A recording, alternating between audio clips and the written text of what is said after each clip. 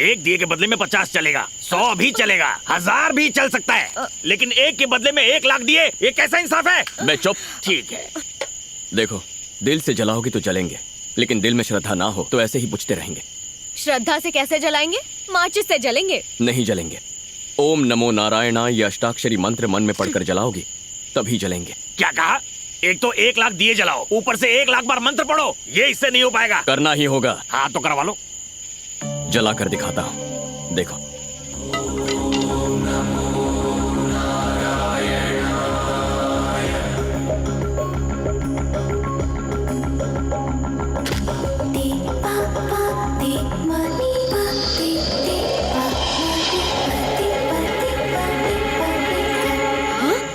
अलकनंदा, दिए ऐसे ही जलेंगे, तुम्हारे पास और कोई रास्ता नहीं है। मंत्र पढ़ो और दिए जलाओ। हाँ? बोलो ओम नमो नारायणाय। तरीका यही है। ओम नमो नारायणाय।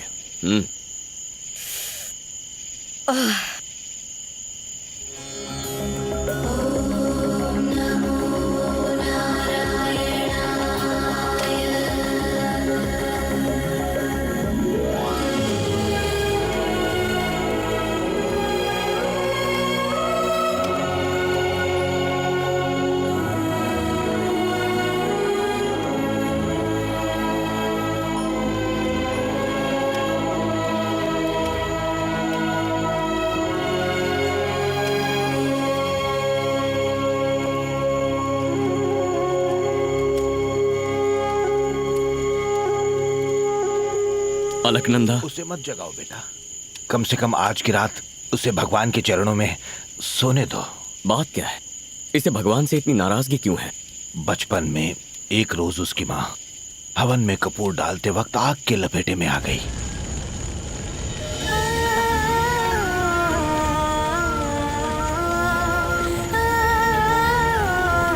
इस धागे से तुम्हारी हर बला हर मुसीबत टल जाएगी।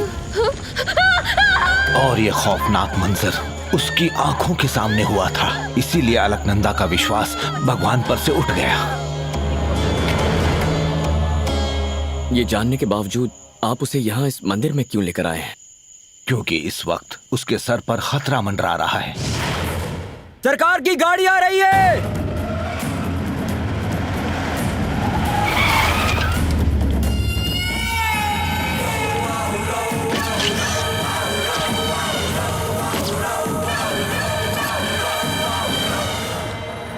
माँ, इसका कत्ल भी पिताजी ने ही किया। पिताजी के खिलाफ बोल रहा था, सोचा हमेशा के लिए खामोश कर दिया जाए।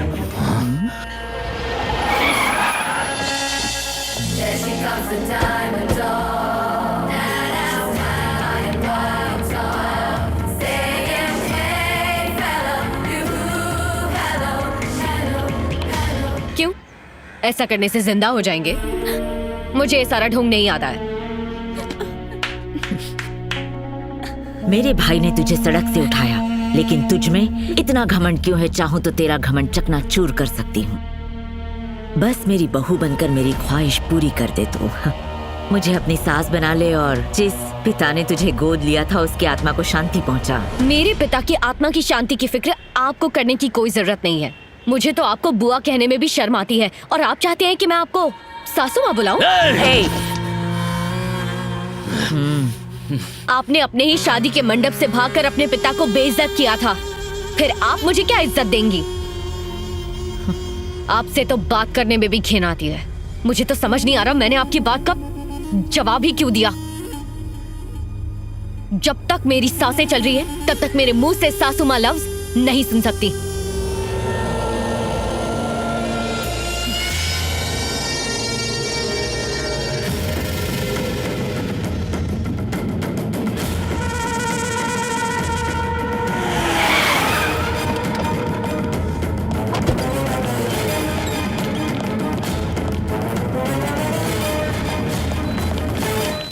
चला खोल।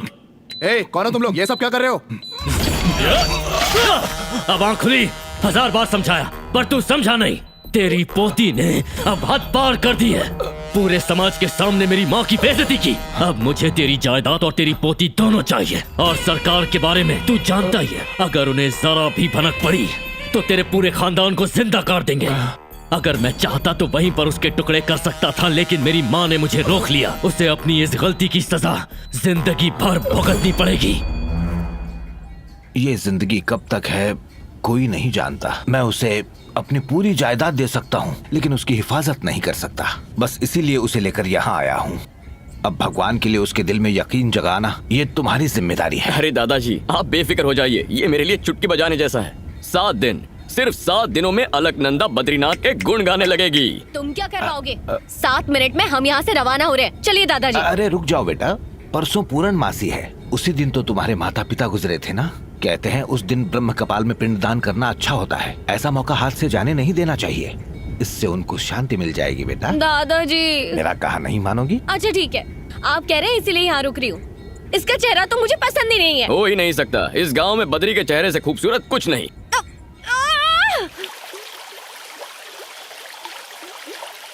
ऐसा कोई शख्स नहीं जो इस वसुधारा के आगे मेरे सामने सर उठाकर बात करे। सीएम हो या पीएम हो, सर झुकाना ही पड़ता है। अच्छा, तू क्या इतनी बड़ी तोप है? मैं कितनी बड़ी तोप हूँ, एल्बम देख ले, हिल जाएगा।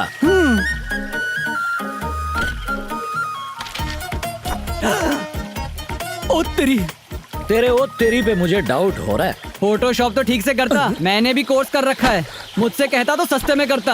अरे मेरा काम तुझे फोटोशॉप लग रहा है? बारूद के बेटे हो क्या आग उगल रहे हो? ओ भाई, मुझे आधा टकला क्यों छोड़ दिया? बाकी की हजामत ये करेगा। मेरे घने बाल की कसम, मुझे दाढ़ी कभी नहीं आई। मुझे बख्श दो। आज तुम नहीं बख्शे जाओगे। ये ले, नहीं, पकड़ अस्त्र, शुरू हो जा। अरे ये क्या, सर से खून निकल रहा है। तो क्या नारियल पानी निकलेगा? जाके पट्टी लगवाओ, बाकी का डॉक्टर से कटवाओ। मना करे तो मुझे बुला लेना। आप निकलो। बीबी को बुलाता हूं। पर किस लिए?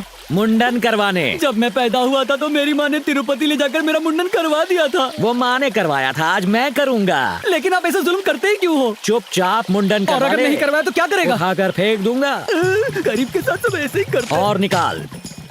ये पैसे फलेंगे नहीं तुझको। जा ले जा। जीएसटी ऐड किया? भाई एडजस्ट कर लेना, वापस भी जाना है। वही तो कर रहा हूँ, जीएसटी डाल दे। बीवी का दिल दुखाकर नहीं आना चाहिए था, उसी की हाय लगी है। मैं तो मजाक कर रहा था, इसने अच्छा, कैश दे मजाक दिया। था? ये ले भाई, पूरे हैं, ये ले। शुक्रिया भाई। जाओ।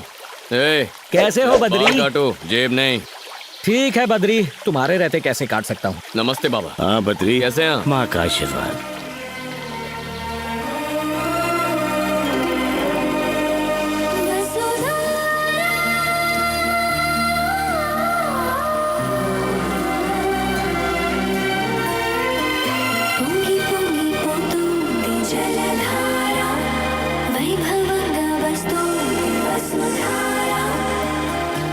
गौर से सुनिए, जिसके मन में भगवान के लिए श्रद्धा नहीं है, जो गुनहगार, फरेबी या धोखेबाज हो, वो वसुधरा के पास नहीं जाएगा।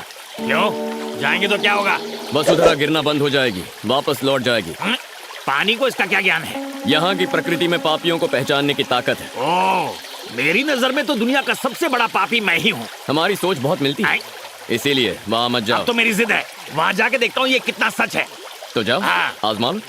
मेरे जैसे पापी को कोई नहीं पहचान पाया, ये पानी क्या पहचानेगा? देखते हैं। अरे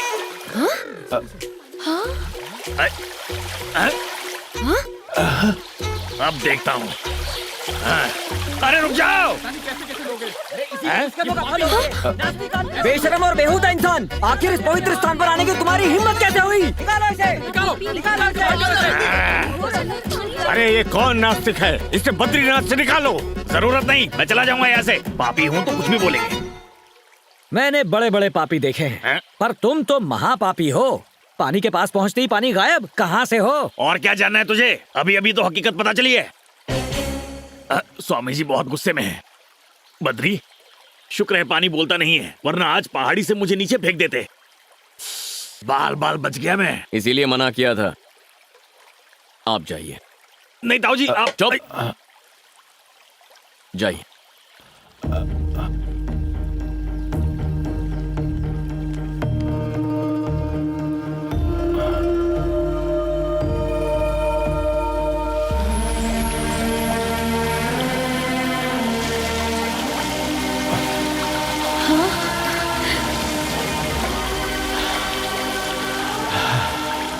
अलकनंदा, ताऊ जी नेक इंसान है, इसलिए उन पे पानी गिर रहा है। लेकिन तुम वहाँ गलती से भी मत जाना।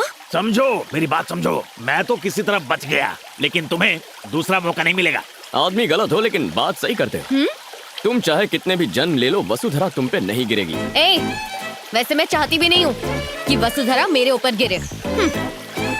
क्या यार, दादाजी ने तो बातों में फंसा लिया है। पता नहीं कब तक रुकना पड़ेगा। चलो खेलना शुरू करते हैं। हम क्रिकेट खेलने वाले हैं जिसमें 11 लोगों की जरूरत होती है। तो अब क्या करेंगे? रुको, 5 मिनट में फील्डर्स मिल जाएंगे। वो रहे प्लेयर्स। हे फ्रेंड्स। लड़की, हमें बुलाने की वजह? कहाँ जा रहे हो तुम लोग? जा नहीं रहे हैं, आ रहे हैं। वेद पाठशाला से यहाँ आ रहे हैं। और हाथ में कौन सी किताब है? हाँ? इस सृष्टि का सारा ज्ञान इस किताब में मौजूद है। ऐसा क्या? कुछ भी पूछती हो, पूरी कायनात में ऐसा कुछ नहीं जिसका जवाब मुझे नहीं पता।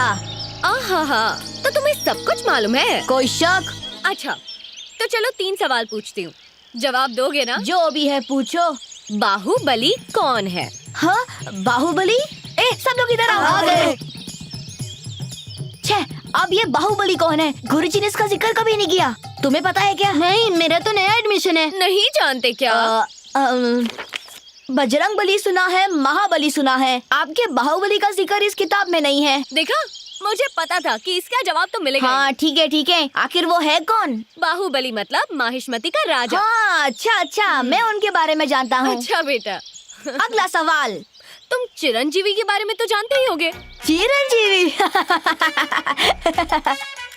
तुम्हें ऐसा सवाल करने में शर्म आनी चाहिए। पूरी दुनिया में चिरंजीवी को बच्चा बच्चा जानता है। ये मेगा स्टार कभी बद्रीनाथ आया था क्या? मालूम नहीं। अब चिरंजीवी का जिक्र इस किताब में है क्या? बिल्कुल। बजरंग बली का जिक्र इस किताब में क्या पूरे विश्व में है। अच्छा, तुम उनके बारे में बात कर रहे हो? और क्या? मैंने उनके बारे में थोड़ी बात की, मैं तो मेगा स्टार के बारे में बात कर रही थी।